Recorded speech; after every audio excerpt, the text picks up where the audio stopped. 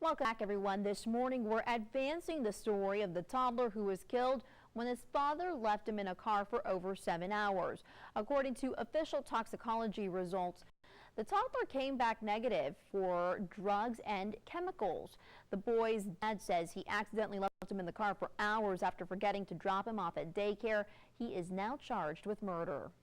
Such an unfortunate case there, and so far this year at least 16 kids have died of heat stroke for being left inside vehicles, and surprisingly this study shows that these incidents can occur on days with mild temperatures. To further explain how vehicles can reach life-threatening temperatures very quickly, we have Harlingen Police Officer Sal Camona and Hector Villegas to explain all about it. Good morning, gentlemen. Good morning, Mary. Good morning, ma'am. Thanks so much for being with us. So quickly, let's start with the heat stroke. You said there's different stages to this. Correct. The body goes through a heat exhaustion where it's sweating profusely, trying to cool itself off.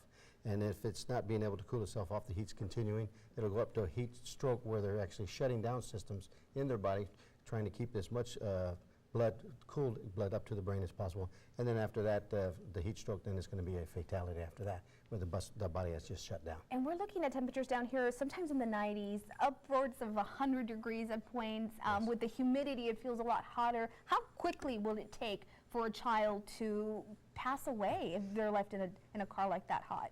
The temperature in the cars can rise up to 19 degrees in just 10 minutes alone.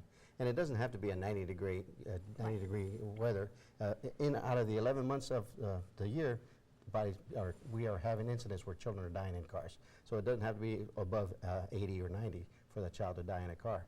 They're not breathing in there, they're not getting enough air circulation, and so their body's temperature can rise 3 to 5 times faster than an adult's, and so therefore they're dying sooner than if you get in a car and you sit there, and you can get out of a car in 10 minutes. A child's not going to be able to get out of a car, and that's why they're dying in the vehicles. We've been lucky so far, at least here in the Valley. We haven't heard of any cases of children, you know, even instances of them being sent to a hospital perhaps.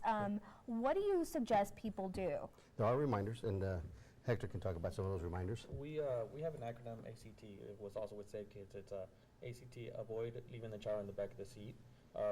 Create reminders. I mean, if you go somewhere, let's go ahead and just leave something in the back, as in your briefcase, your backpack, your purse, anything simple that you can remember. And also take action. If you're just walking around the mall or walking around the parking lot and you see a child inside the vehicle, just go ahead and call 911, and we'll be able to get EMS and one of us officers out there to assist the family. An acronym is ACT. ACT.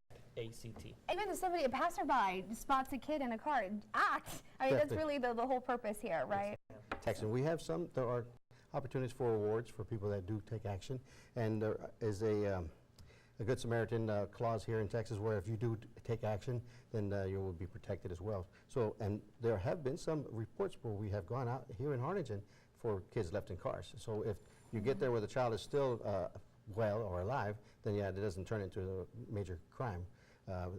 It's a simple Class C offense if the child is less than 7 years old and left in the car for longer than 5 minutes. A Class C doesn't sound like much. It is a municipal court citation, but if the injury occurs to the child or if there's a fatality, then yet it's going to be a felony, and that will rise sharper with possible jail time and or a penalty on top of that as well.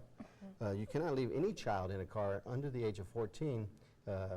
As far as, say, the older child is 10 and the baby is 2 months, that doesn't work. It has to be above 14 for that child to be considered responsible enough to take care of anybody in a car. So nothing longer than 5 minutes, and especially no child younger than 7, and then no child younger than 14 to care for another child in the vehicle. Great advice, and it seems like so far the Valley is responding, and they're listening to the police department. So thank you so much, officers, for being with us this morning. We truly appreciate your advice this morning. Let's send it over to Victoria.